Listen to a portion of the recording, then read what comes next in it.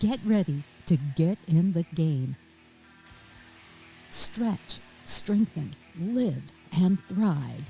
You can be a winning athlete in the game of life. It's the Peel Appeal with author and corrective exercise specialist Matt Peel.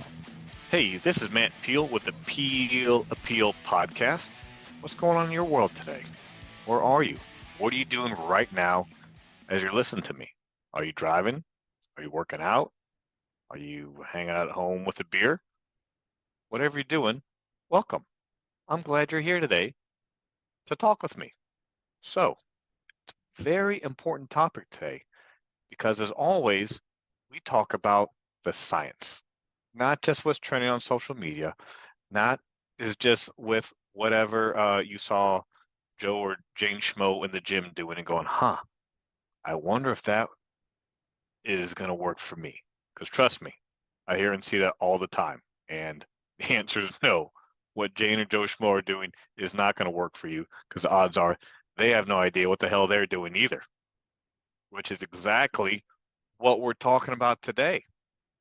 What we're going to talk about today is you, where you're at right here, right now, in your current age group, right? It's fit over 40. Because as we age, we need to work out a little bit differently because our bodies are not the same as they were 10 to 15 years ago. Conversely, don't work out like you're 10 to 15 years older either. If you're 45 right now, you don't need to work out like you're 60 or 65, right? Work out for you now, but you don't need to work out like you did like in high school. And unfortunately, I see that all the time, right? So what are you to do? Because as we both know, gone are the days you don't need to max out. What's my max? I need a max. I need to max out. No, no one cares anymore. You're not on a bulletin board. We'll talk about lifting heavy or heavy enough, but there's no need for you to max anymore. Ladies, look, running 30 minutes isn't going to burn all your calories like you did anymore, and you can eat whatever you want, right? You actually have to do some strength training too, and not just pick up some 5-pound dumbbells. So how are you going to implement that to look great, feel great? Because at the end of the day, why do we work out? For that, right? We're going to change from living to work out, working out to live. Life's changed, people. It's time for your workouts to change that too. So yes, hormones have changed. We feel it, regardless if you're a man or a woman. Testosterone levels have dropped. You maybe not have the umph anymore. You don't seem to be able to lose the weight that you wanted to, put the weight on the way, and put the muscle on the way you used to. So, unfortunately, it's a sad fact of life. Sure, there are ways out there we can boost our hormone levels. And look, I am all in favor for that safely when you go get a blood test. We're not going to get into those things right now, but I do very highly suggest going to get a blood test and checking what your hormone levels are so that you can make the appropriate decisions from there. So, barring that, what do we need to do? We still need to strength train. It's even more crucial now as we're getting older because obviously we know what it does for muscles, but also strengthens our connective tissues, means our ligaments and our tendons, and it strengthens our bone density. And ladies, yes, that's very important for you. Dudes too, but ladies, you definitely need to have stronger bones as you get older. And you're not going to do that just by lifting 5-pound dumbbells, number one. And two, you're not going to do it just by only being on the elliptical. You have to lift heavy enough in the repetition range. So what does that mean? Let's use that 5-pound dumbbell example again. If I can do 5-pound dumbbell curls 20,000 times and I only do them 10, am I really doing it any good? No, no, you're not. You're not doing yourself any good. The only thing you're doing is wasting your time. So let's take that 10 reps again. If you can do, yes, ladies, if you can do 20-pound dumbbells and you get to 8 or 9 and go, wow, maybe 10, 11, but that's about all I can do for that, then that's the right weight. Deal with it. You're that strong. Congratulations. You should be ecstatic that you're lifting 20-pound dumbbells for curls because that shows that you're still trying to get fit. Guys, I mean, it's the same thing. I see a lot of that too. Just because you do 10 reps for, let's say, 25-pound dumbbell curls doesn't mean to stop at 10 reps if you can actually do 15. And I work with clients on a regular basis and they just stop at 10. And I ask them, could you have done more? Well, yeah, but I just decided to stop at 10. Why? What the fuck? You got to lift heavy enough in your repetition range. So whatever it is that you get to, you can't do but one or two more beyond that. So again, we'll use that 10 for example. If you're doing dumbbell curls and you actually can do 25 pounds 16 times and your rep range is 10, guess what? It's time to go up in weight, right? Figure that out. If it's 35 pounds, then it's 35 pounds. Great. Congratulations. You want to be stronger. So that's number one, right? That's how we work out in the over 40 group, and actually in any group, but that's really important, especially in the over 40 group, where we tend to err way too much on the side of I don't want to hurt myself bullshit. Because look, you're not. Let's get into that a little bit right now, kind of skipping ahead in some of my points, but that's okay. When you're using appropriate form and using appropriate weight for your rep range, you're not going to hurt yourself. It's only if we're not working out for a range and we're doing heavy deadlifts in extremely poor form, using our lower back, for example, which I see all the time, then hey, guess what? You are going to hurt yourself, dummy. So why don't you, one, learn your proper form, two, drop the weight a little bit so you can keep that proper form. That's how you work out appropriate for your age. So doing 30-pound dumbbell curls that you can do legitimately right around 10 times for that 10 rep range is perfect. That's what we're going for. That's being fit over 40. In addition to that, hey, guess what? Your balance might not be as great as you thought it was 20 years ago. So let's check it, shall we? Stand on one foot. Can you stand on one foot without needing to have the other foot touch down to keep you balanced for 15 seconds? And then do it with the other foot. If you can, boom, congrats.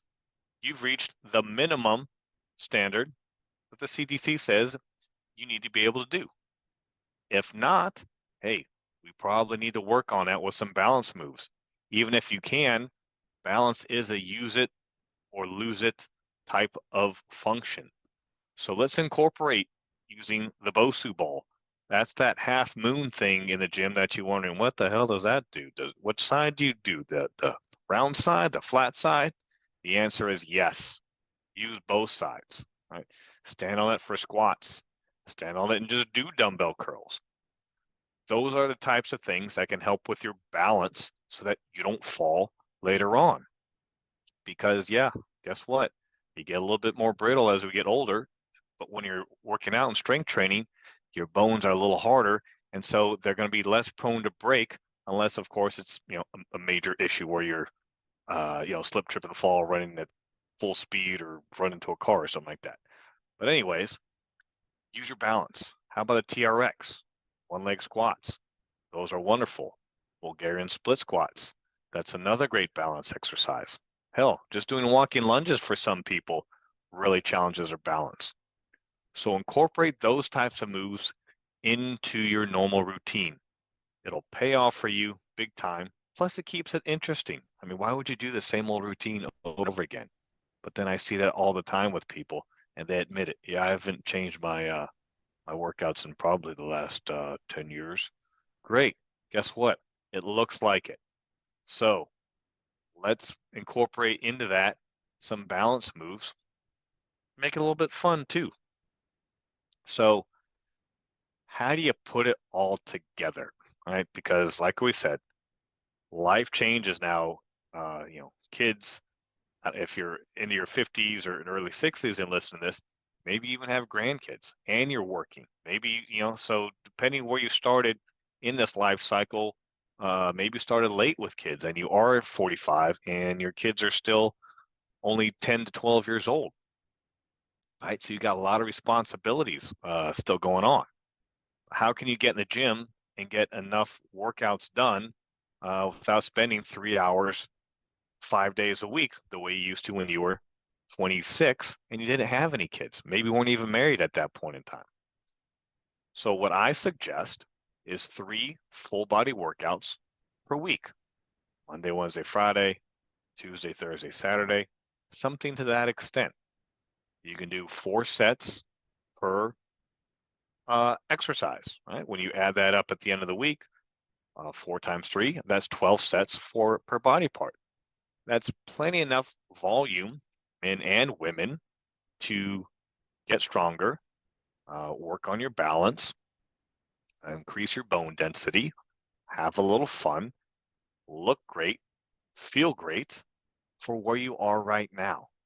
So what do I mean by that? Well, a full body workout means doing one exercise for 4 sets for each major body part and even the small ones. So that's like a bench press, a back row, a shoulder press, what I say a push leg move, so like a goblet squat, a pull leg move, so that's a Romanian deadlift, and then maybe a seated or standing calf maneuver because we need to get some strong calves, or you can jump rope or hop on one foot, and you do those dumbbell curls that I said.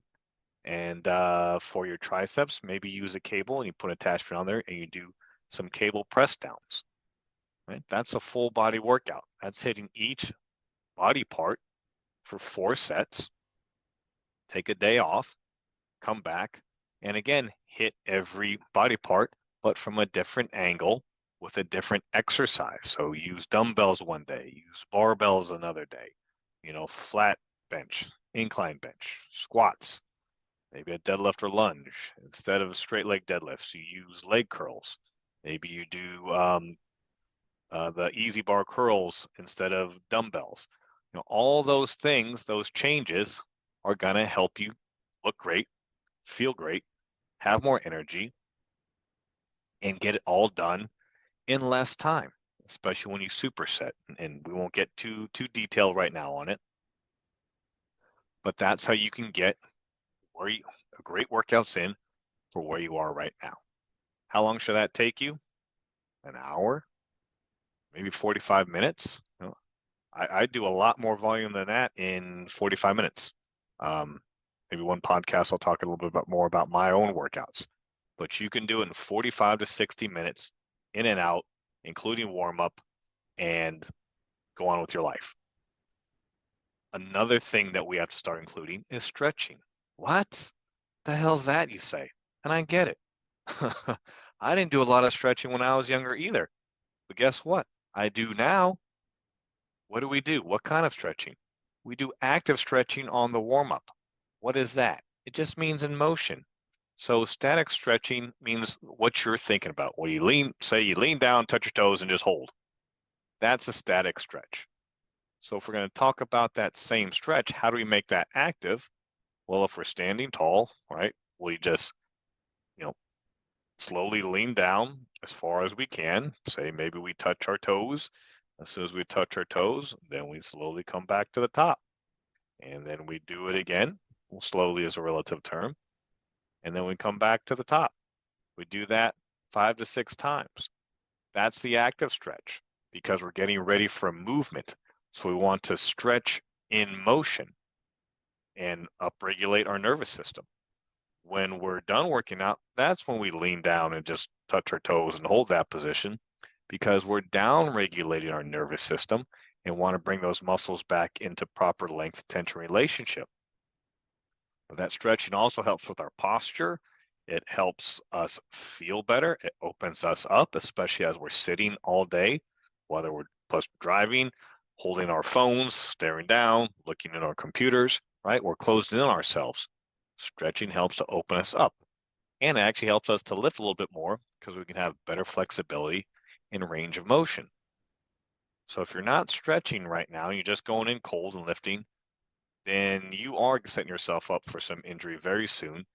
And in addition to that, poor posture, and you're not able to use all your muscles correctly. So start incorporating stretching. How about the cardio end? Well, 20, 25 minutes of interval cardio a couple times a week is more than plenty. You can actually combine everything in a HIIT workout, right? High intensity interval training. There you may want to do a little less weight for some higher reps and also less rest time. So yes, that's a legitimate form of cardio. You don't have to do a HIIT workout and then go spend 45 minutes running on a treadmill. Bullshit to that. Hell no. I ain't got time for that. Plus it's boring. So yeah, you can get both done at the same time with some HIIT training. Take a group class if you want to do also for that. Plus, from a cognitive standpoint for your job, these HIIT types of workouts are best for cognitive function. Don't believe me? Look up in the CDC 2018 Physical Activity Readiness Guidelines. I mean, not readiness, physical activity report. Not readiness. What do I think about that? Anyways, look them up. It's in there. That's the best way to help boost your cognitive function. So as we wrap this up, right, this is where you are right now in your over 40ness. And it's okay because I'm there too. So let's work out for where we are, right? Treat it where you are now, not 15 years ago or 20 years ago, but not also 20 years from now. Appropriate weight when we're doing our strength training. Include some active stretching on the front end, static stretching when you're done, right? You're not going to break, unless you really try to break yourself off and push too hard, right? Have enough in your rep range, some interval training, so that way you get that HIIT cardio too on top of that. Plus interval cardio really is the best kind for your overall physical conditioning. And there you have it. 3 times a week, folks. 3 full body workouts a week. Guarantee you it's going to work for you. How do I know? Because I kind of wrote the book on it. If you haven't gotten my book, The Athlete in the Game of Life, do it today. Go to my website, mattpeal.com, and scroll to the bottom, click on it, Athlete in the Game of Life there, and order my book. It's a very relatively short read, packed full of information, but it's going to share with you some of these things so that you can be a lot better off, have more effective workouts. Again, like I said, look great, feel great. At the end of the day, that's why everybody exercises, to look great and feel great. And that's exactly what you're going to do when you follow what I said today. Science shows it, not social media bullshit, science. So, glad you came by today and learned from me. So let's do this again, shall we? Like, subscribe, share the Peel Appeal podcast wherever you get your podcasts. And until then, this is Matt Peel. I will see you later. Are you ready to get in the game? Get personal help, sign up for our newsletter, and pick up your copy of Athlete in the Game of Life, the book, all at mattpeel.com. Thanks for listening.